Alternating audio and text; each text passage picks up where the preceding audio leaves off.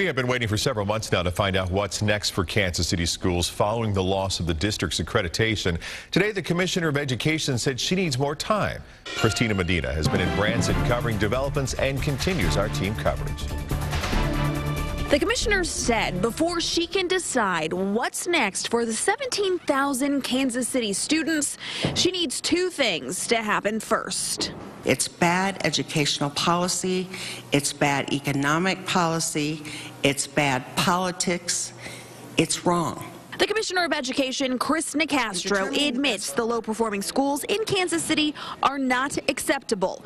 But before she can decide how to move forward, she needs the community to agree on one plan. Based on my limited exposure there, it appears to me that they've never found common ground around what's best for kids. Nicastro also explained why the State Board of Education is asking lawmakers to change the laws when it comes to state intervention.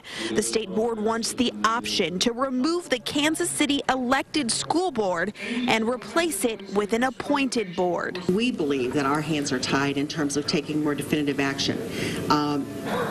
While we would not want to take that action prior to having some invitation from the community, I think another obstacle is making it very clear that that authority does in fact exist. Arthur Benson, an elected board member, said he's not sure that's the answer. I don't know how changing governance will make any difference in what goes on in the buildings and the classrooms, and that's what's really important. And the teachers union president just wants some direction. I'm a little offended as if the Kansas City School District is just not doing anything, because we're not. We are educating children. Can we improve? Absolutely.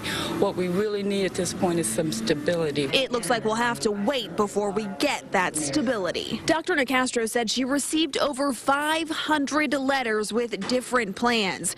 Now, Missouri lawmakers could meet as early as next month to decide if they're going to give the state board more flexibility. Reporting in Branson, Christina Medina, NBC Action News. You can read the State Education Commissioner's full report at NBCActionNews.com under Education. We spoke to Kansas City's interim superintendent, Dr. Steve Green, about today's decision, and while he wasn't sure what it was going to be, he says he's not surprised at what the Board of Education decided. Kansas City is a very diverse city, and to reach consensus, and I think that was what the commissioner was looking for, was some kind of consensus around a plan, but I don't think we're there yet. As the state gets closer to a decision on the future of the school district, we are here to help explain what's next. Join us December 15th. In every newscast that day, we'll examine the issues facing Kansas City Public Schools and the